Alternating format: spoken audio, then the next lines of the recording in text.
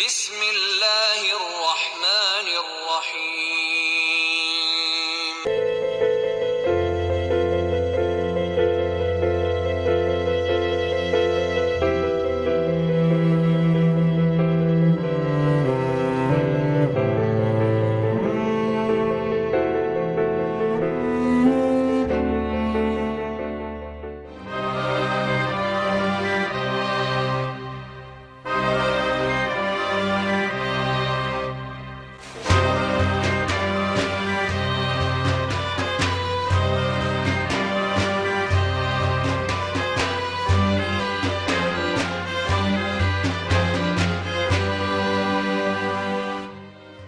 بہت مؤدب شخصیت تھے، بہت زیادہ.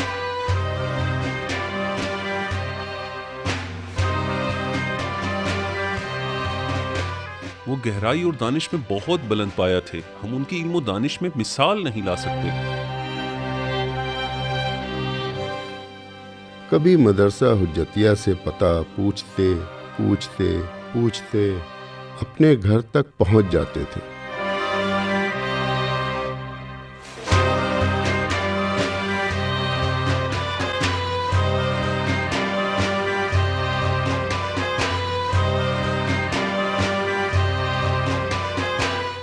وہ ایک عالم دین تھے جو کہ اپنی جگہ ہے، لیکن اپنے فلسفی نظریات میں سب سے آگے تھے.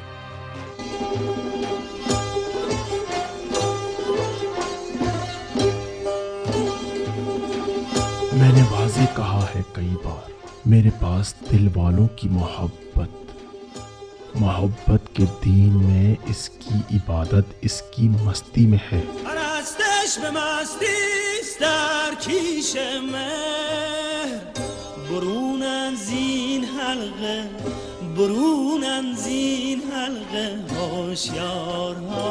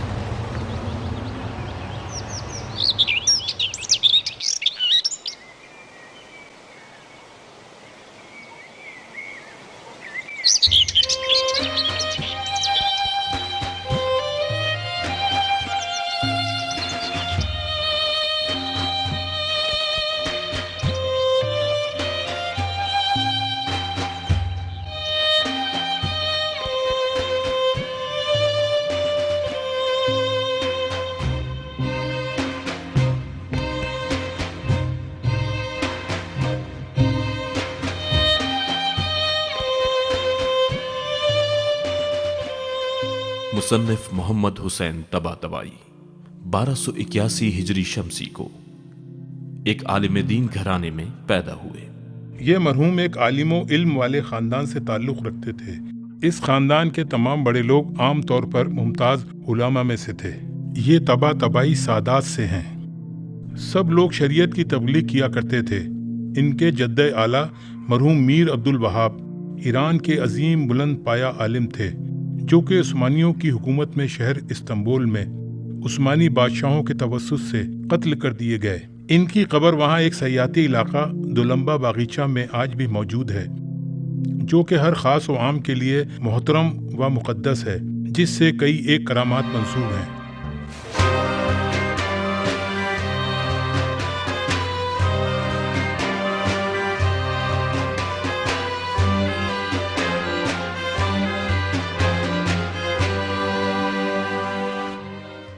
مصنف محمد حسین طباطبائی 1281 ہجری شمسی کو ایک عالم دین گھرانے میں پیدا ہوئے.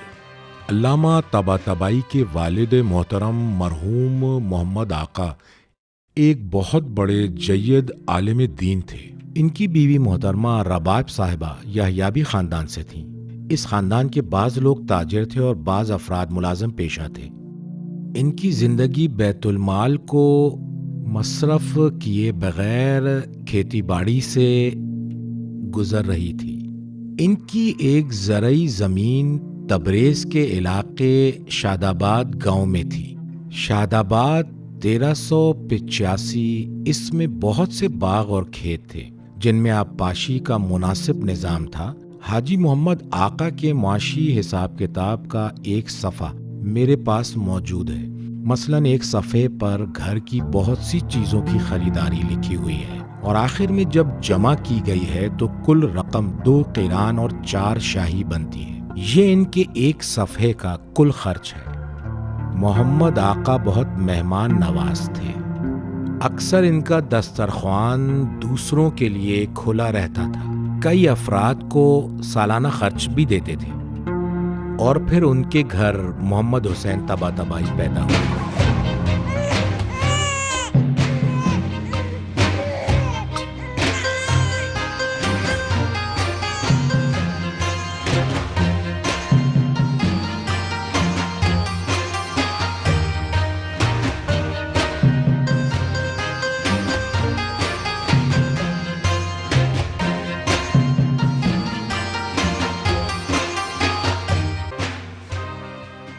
بسم الله خیر الاسماء.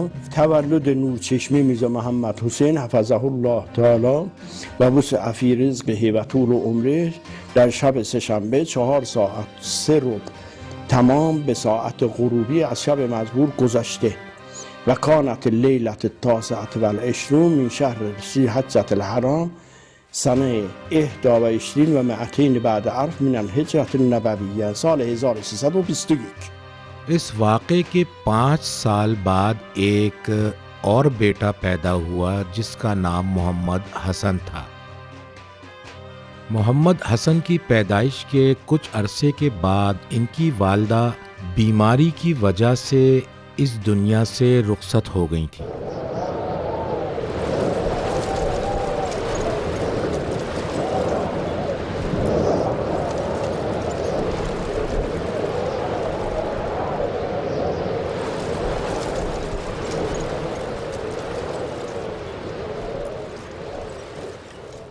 اس کے بعد ان کے گھر میں ایک نوکر اور ایک نوکرانی تھے جن کا نام کلی اور سلطنت تھا۔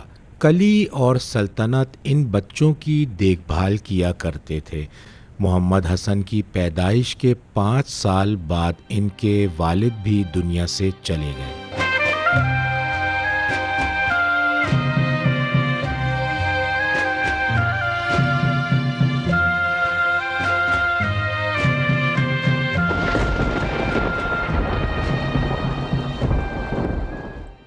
پانچ سال کی عمر میں ماں اور 9 سال کی عمر میں باپ کو کھو دیا، لیکن کسی حد تک ہماری معاش کا سلسلہ موجود تھا، اور باپ کی وصیت کے مطابق ہمارے سرپرست کے ذریعے ہماری دیکھ بھال ہوتی رہی، لہٰذا میری اور میرے چھوٹے بھائی کی زندگی دگرگوں نہ ہوئی۔ ایک خادم اور ایک نوکرانی ہمارا خیال رکھا کرتے تھے۔ یہ جو 2 بچے تھے اس نوکر اور نوکرانی کے ساتھ شہر کے مجتہد جناب مرزا باقر قاضی کی زیر سرپرستی میں زندگی گزارنے لگے۔ والد کی فوتگی کے کچھ عرصے بعد مکتب داخل ہوئے، اور پھر اس کے کچھ عرصے بعد مدرسہ بھیج دیا گیا۔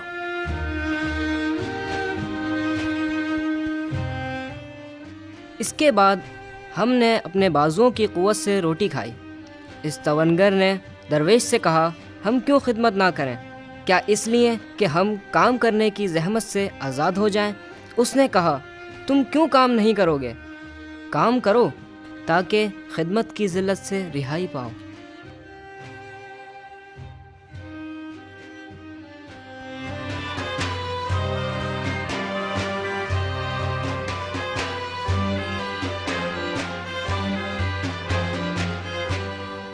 محلہ اس طرح تھا کہ اس دور میں تبریز شہر کے سوائے مسجد کبوت کی سڑک کے علاوہ کوئی دوسری سڑک نہ تھی، لہٰذا اسی وجہ سے اس سڑک کو مسجد کبوت کی سڑک نہیں کہتے تھے۔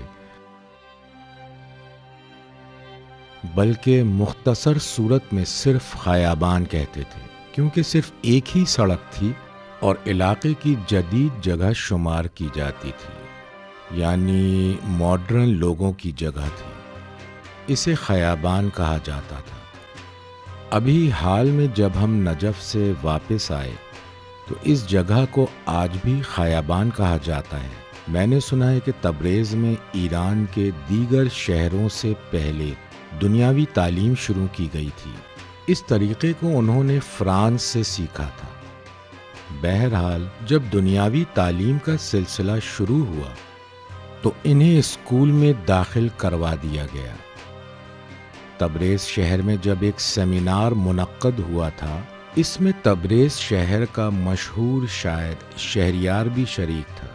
وہاں اس نے مجھے ڈھونڈا، سینے سے لگایا اور رونے لگا، پھر بتایا کہ میں تمہارے باپ کے ہمراہ ایک ہی کلاس میں ہوتا تھا، ہم دونوں ہمدرس تھے۔ وہ بہت رو رہا تھا، جس سے میں بھی متاثر ہوا۔ اس اسکول میں یہ دونوں بھائی پڑھتے رہے، یہاں تک کہ 6ٹھی جماعت وہاں سے پاس کر لی اور 7ویں میں داخل ہو گئے۔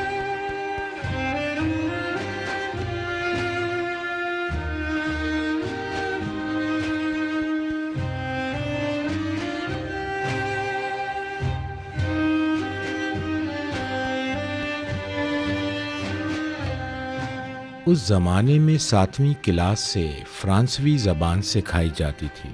ان دونوں نے بھی پڑھنا شروع کر دی۔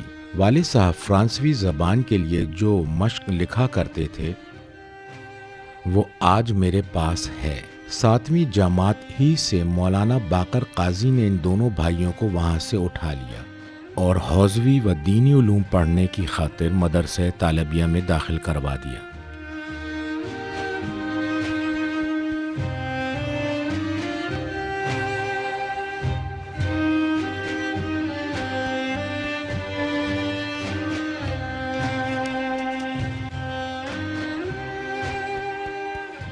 سن 1297 میں دینی اور عربی علوم کی وادی میں داخل ہوا اور سن 1304 تک متون کو پڑھنے میں مصروف رہا۔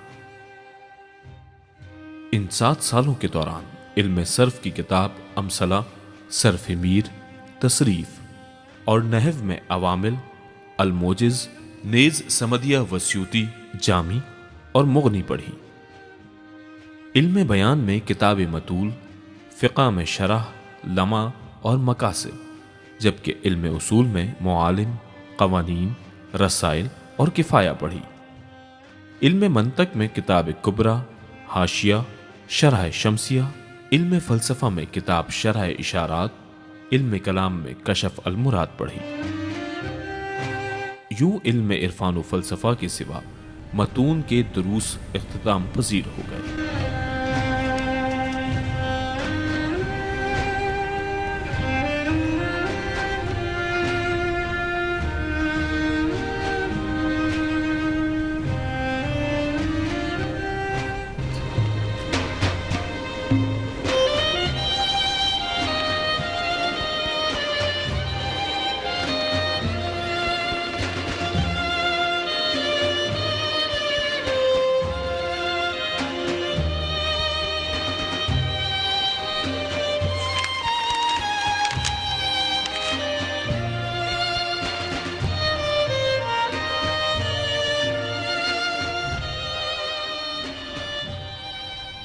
یہ وہ وقت تھا کہ جب مرحوم علامہ طباطبائی نے کہا کہ مجھے اس علم کے حصول سے کوئی دلچسپی نہ تھی اور صرف و نحو سمجھ میں نہیں آتی تھی۔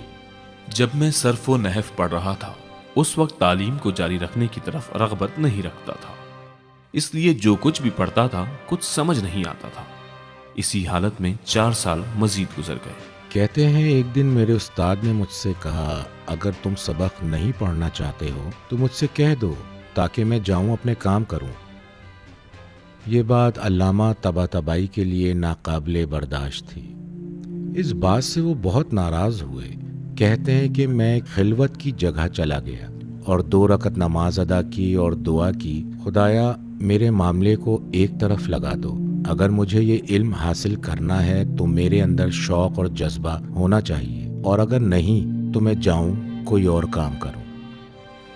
اس کے بعد خود بخود پروردگار عالم کی طرف سے الطاف و عنایت کا سلسلہ شروع ہو گیا، جس نے مجھے بدل کر رکھ دیا، اور کمال و سعادت کے حصول کے لیے میں اپنے اندر ایک طرح کی دلچسپی اور بے قراری محسوس کرنے لگا۔ اس طرح کہ اسی دن سے تحصیل علوم کے آخری دن تک، کہ جس میں تقریباً 17 سال لگے، کہیں بھی تعلیم و تفکر کے سلسلے میں تھکاوٹ اور سستی محسوس نہ کی۔ دنیا کے اچھے برے کو بھول گیا، واقعات کی کڑواہٹ اور مٹھاس میرے لیے ایک جیسی ہی ہو گئی تھی۔ علامہ نے بہت تیزی کے ساتھ دروس کو پڑھنا شروع کر دیا، یہاں تک کہ علامہ نے مرحلہ سطح کے تمام دروس کو 7-8 سال میں مکمل کر لیا۔ غیر اہل علم کے ساتھ تعلق اور رابطے کو بالکل ختم کر دیا، نیز زندگی میں کھانے پینے، استراحت اور دیگر لوازمات کو کم ترین اور ضروری حد تک لے آیا، اور باقی سارے وقت میں مطالعہ کیا کرتا تھا۔ اکثر ایسا ہوتا تھا، خاص طور پر بہار اور گرمیوں میں رات کو مطالعے کے لیے بیٹھتا اور طلوع آفتاب تک مطالعہ کرتا رہتا۔ اگلے دن کے سبق کو ایک رات پہلے ہی پڑھا کرتا تھا۔ اگر کوئی بات سمجھ نہ آتی تو کسی بھی طرح سے اس مسئلے کو حل کر لیتا، اور جب میں کلاس میں حاضر ہوتا تھا، وہاں استاد محترم جو کچھ بیان فرماتے تھے میں پہلے سے ہی جان چکا ہوتا تھا، اس لیے میں نے کبھی بھی استاد سے کوئی سوال یا اعتراض نہ کیا تھا۔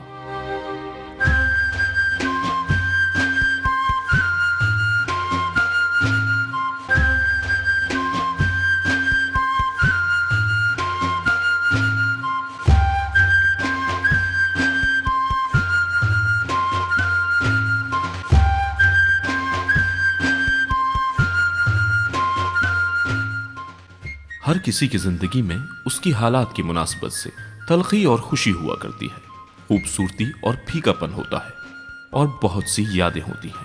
میری زندگی میں بھی کچھ ایسا ہی تھا، جہاں میں نے اپنی زندگی کا زیادہ تر حصہ یتیمی، بے وطنی، دوستوں سے جدائی، لوازمات زندگی کا نہ ہونا، تنگ دستی اور اسی طرح کی دوسری مشکلات میں گزارا ہے۔ زندگی کے بہت سے نشیب و فراز گزرے ہیں، زندگی کے کئی ایک رنگ دیکھے ہیں، لیکن ہمیشہ یہ محسوس کرتا تھا کہ کوئی غیبی طاقت مجھے ہر خطرناک گھڑی سے نجات دے رہی ہے، بلکہ کوئی زبردست خفیہ کشش مجھے ہزاروں مشکلات اور رکاوٹوں سے باہر نکال لیتی ہے اور مقصد کی طرف رہنمائی کرتی ہے۔ میں اگر کانٹا ہوں یا پھول، ہر صورت میں چمن کی خوبصورتی اور ضرورت ہوں۔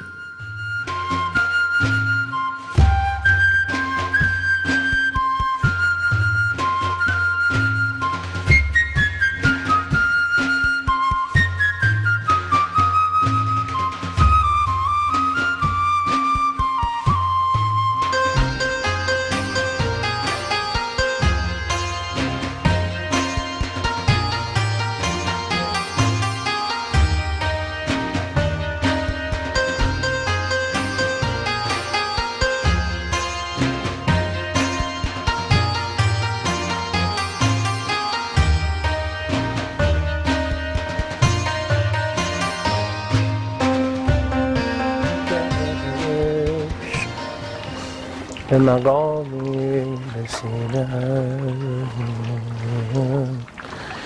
که نپوش ما بدین در نفی حشمت و جا آمدیم از بد حادثه اینجا به پناه آمدیم رهرو به منزل عشقیم و ز سرحد دادم تا به اقلیم وجود این همه را آمدیم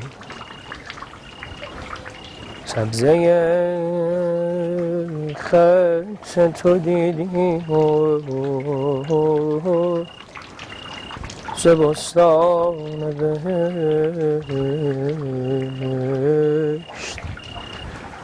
به طلبکاری این مهدی آمدیم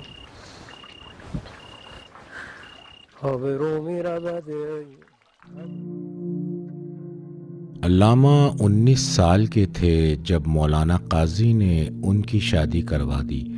انہی کے خاندان سے رشتہ طے ہوا، یعنی طباطبائی خاندان کی ایک لڑکی تھی۔ دونوں عمر کے اختتام تک ساتھ رہے۔ سن 1304 میں حوزوی دروس کے مرحلہ سطح کو دونوں بھائیوں نے مکمل کر لیا تھا۔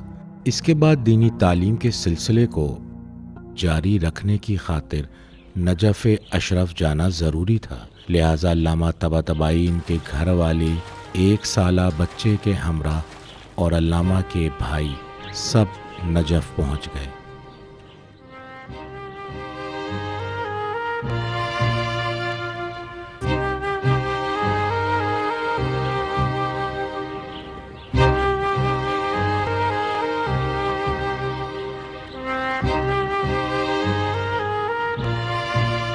علی علیہ السلام الوہیت کا پاکیزہ اور بے کران سمندر ہے۔ اس کے ساحل پہ صرف پیاسا ہونا کافی نہیں، بلکہ اس سمندر میں غرق ہونا ضروری ہے۔ اس تبریزی سید میں عشق امڑ رہا تھا اور سمندر میں ڈوبنے کا دل رکھتے تھے۔ علامہ کے قلم سے ان کا اپنا زندگی نامہ۔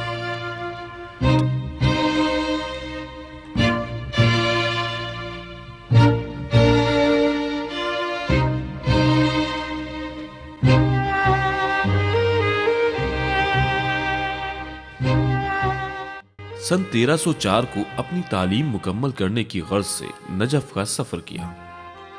وہاں مرحوم آیت اللہ آقائے شیخ محمد حسین اصفہانی کے درس میں شرکت کی۔ ان کے پاس اصول کے خارج کا 6 سالہ دورہ مکمل کیا۔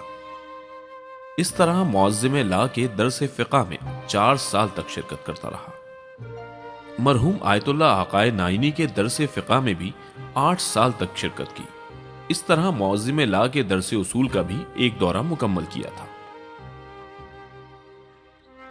مرحوم آیت اللہ آقائے سید ابو الحسن اصفہانی کے درس فقہ میں بھی کچھ عرصہ شرکت کرتا رہا۔ علم رجال کی کلیات کو مرحوم آیت اللہ آقا حجت کوہ قمری کے پاس پڑھا۔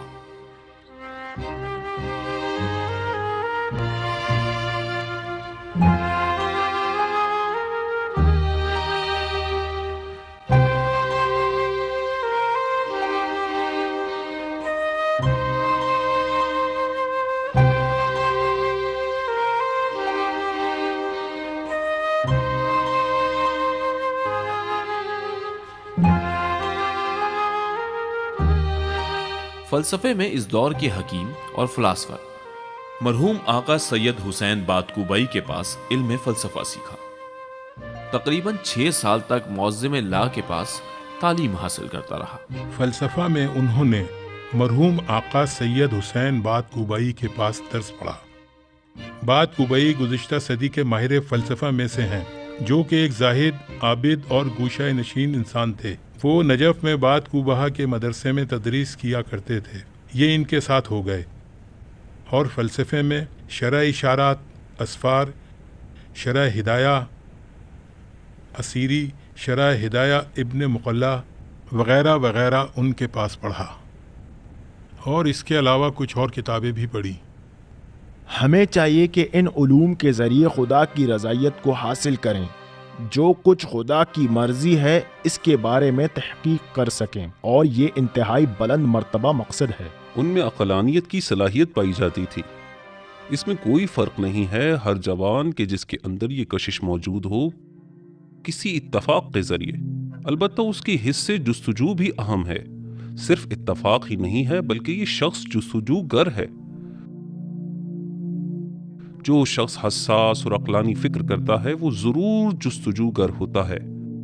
کہیں کوئی استاد ایسا ملتا ہے جو اس کے راستے میں آتا ہے کہ جن کا نام بادکوبئی تھا، وہ فلاسفر تھے۔ میں نے بادکوبئی کو نہیں دیکھا اور ان کے نظریات کو بھی نہیں پڑھا، لیکن میرا گمان یہ ہے کہ وہ علامہ طباطبائی تک نہیں پہنچ سکتا تھا۔ کبھی شاگرد ایسا ہوتا ہے جو فکری صلاحیت میں استاد سے آگے ہوتا ہے۔ جب انہوں نے کتاب اسفار استاد کے پاس پڑھی اور معقولات کی بحث میں وارد ہوئے، عالم عقل و فلسفہ کے میدان میں داخل ہوئے، تو وہاں وہ خود ایک سمندر میں موج زن ہو سکتے تھے۔ ان کی اندرونی حالت میں جوش آ گیا۔ ہم دیکھتے ہیں کہ ان کے راستے میں جناب بادکوبئی آئے اور کچھ محدود وقت تک ان کے پاس علامہ نے معقولات کا درس حاصل کیا، لیکن اسی تعلیم نے انہیں مسخر کر لیا، مسحور کر لیا۔ ایک شخص جس نے فقہ پڑھی ہے، اصول پڑھا ہے، اور علامہ طباطبائی کی ادبیات بھی بے مثل تھیں۔ ادبیات، عرب وغیرہ سب بہت اچھا تھا، لیکن انہوں نے اپنی گمشدہ چیز کو عقلیات میں تلاش کر لیا تھا۔ دوسری طرف ان کے اپنے اندر بھی ایک کشش اور کوشش تھی، وہ خود فکر کرنے والے شخص تھے۔ اس وادی میں داخل ہونے کے لیے استاد کی تعلیم صرف ایک دروازہ تھا۔ اکثر ایسا ہوتا ہے کہ کسی شخصیت کے لیے غیر مناسب ماحول ہونے کے باوجود جب اسے کوئی دروازہ نظر آ جاتا ہے تو وہ اس کی طرف چلا جاتا ہے، جیسے ملا صدرہ کے دور میں میر داماد کے حوزے میں، جہاں ان کے شاگردوں میں سے ایک ملا صدرہ ہیں۔ وہاں اصفہان کے حوزے میں بہت سے لوگ درس میں شرکت کرتے تھے۔ اس وقت میں بھی عقلانیت کے خلاف فضا سازی تھی، اگرچہ کم تھی لیکن پھر بھی موجود تھی۔ اس ماحول میں ایک فرد ملا صدرہ بنا۔ ملا صدرہ کے بہت سے قریبی ساتھی تھے، کئی ایک دوست تھے۔ ملا صدرہ کے ہمراہ بہت سے لوگ درس میں شرکت کیا کرتے تھے، لیکن سارے ملا صدرہ نہیں بنے۔ وہ ان کی اپنی ذاتی صلاحیت تھی کہ جس نے اپنی گمشدہ چیز کو تلاش کر لیا تھا۔ ملا صدرہ اس سے کہیں زیادہ جو میر داماد کے درس میں تھا، نہ صرف میر داماد کے حوزے سے زیادہ تھا، بلکہ یقیناً وہ میر داماد سے بھی آگے تھے۔ وہ اپنے استاد سے بھی زیادہ باصلاحیت تھے۔ جو کچھ اس نے اپنے استاد سے سیکھا وہ ایک معین مقدار میں تھا، لیکن ایک چیز اس کی اپنی ذاتی صلاحیت تھی جو شعلہ ور ہوئی اور وہ آگے سے آگے بڑھتا رہا۔ آخر ملا صدرہ ہو گیا۔ اسی طرح علامہ طباطبائی ہیں، ان کے استاد ان سے بالا تر نہیں ہیں۔ ٹھیک ہے، حوزے میں تھے، ممانعت بھی نہیں تھی، لیکن ان کے اندر کی صلاحیت شکوفہ ہو چکی تھی۔ ان کا سوز دل عارفانہ تھا، جس کی جناب قاضی کے ہاں پرورش ہوئی تھی۔ عارفانہ دل کے ساتھ ساتھ فلسفی تعقل بھی رکھتے تھے۔ ہمارے خاطرات خاطرات علمی بود و فلسفی بود و ضمایم دیگری هم اینا داشتن که غیر از مسئله فلسفه ما فکر داشتیم و اصول داشتیم و در ریاضیات بهترین استاد را میتوان گفت در دنیا به نظرم بهترین استاد بود. ریاضیات خوندیم پیشش، در نجف تحصیل میکردیم۔ علامہ طباطبائی کے استاد جناب بادکوبئی نے فرمایا تھا آپ ریاضی کا علم سیکھیں۔ ان کے استاد آقا ابوالقاسم خونساری تھے۔ آیت اللہ خونساری بھی ان کے رشتہ دار ہیں۔ ان کے بیٹے بھی یہاں تہران میں ہیں۔ وہ بلند مرتبہ شخصیت تھے اور ریاضی میں ایک موجد تھے۔ بغداد کے کچھ بڑے بڑے دانشور بھی ان سے ریاضی کے مسائل حل کروایا کرتے تھے، ان سے ریاضی کے سوالات کیا کرتے تھے۔ انہوں نے کہا میرے پاس وقت کم ہے، پھر مشکل سے ظہر کے بعد 1-2 بجے کا وقت دیا، اور فاصلہ بھی بہت دور تھا۔ جیسا کہ آپ جانتے ہیں نجف میں گرمی کے وقت تہہ خانے میں جائیں تو گرمی سے بچ سکیں گے۔ تبریز کا رہنے والا اور نجف کی گرمی، آپ اندازہ کریں 2 سال تک علامہ وہاں مسلسل جاتے رہے۔ وہ بتاتے تھے سر سے چلتا ہوا پسینہ ہمارے جوتے تک چلا جاتا تھا۔ ریاضی کا خشک مضمون، مشکل ترین وقت، ان حالات میں علامہ نے ریاضی کا علم سیکھا۔ علم سے عشق تھا جو کہ مومن کی علامت میں سے ہے۔ علم کے بارے میں حریص ہوتا ہے۔ اسلام میں علم کی بہت قدر ہے۔ اسلام سے زیادہ کسی مذہب نے حصول علم پر تاکید نہیں کی۔ افضل الاعمال العلم، یعنی علم کی قدر ہے۔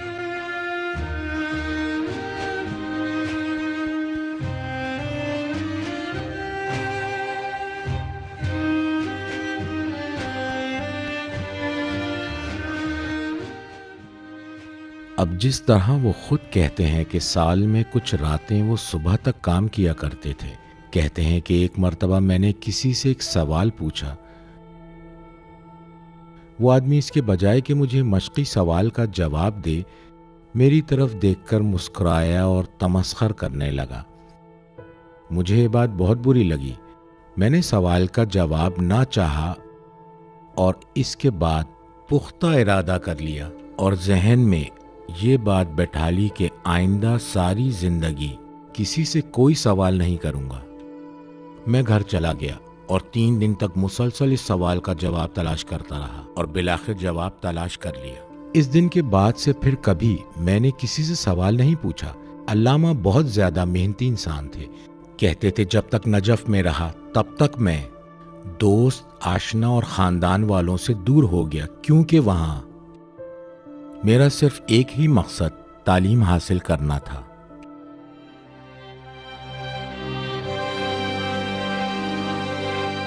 آج تک آزاد فکر علامہ طباطبائی سے زیادہ میں نے زندگی میں نہیں دیکھا۔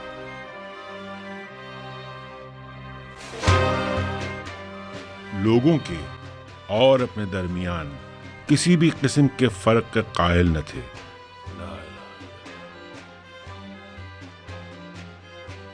مجھے آج تک یہ بات اچھی طرح یاد ہے کہ میں نے کبھی بھی انہیں نیا لباس پہنے ہوئے نہیں دیکھا۔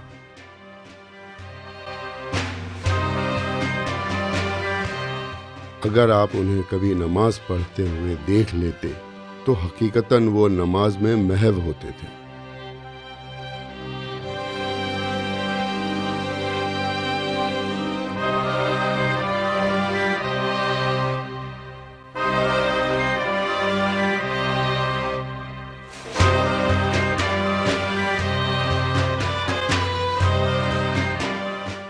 ہم دعا کرتے ہیں کہ پروردگار عالم انہیں ان کے اجداد و طاہرین کے ساتھ محشور فرمائے اور مرحوم کو جنت میں اعلیٰ ترین مقام عطا فرمائے۔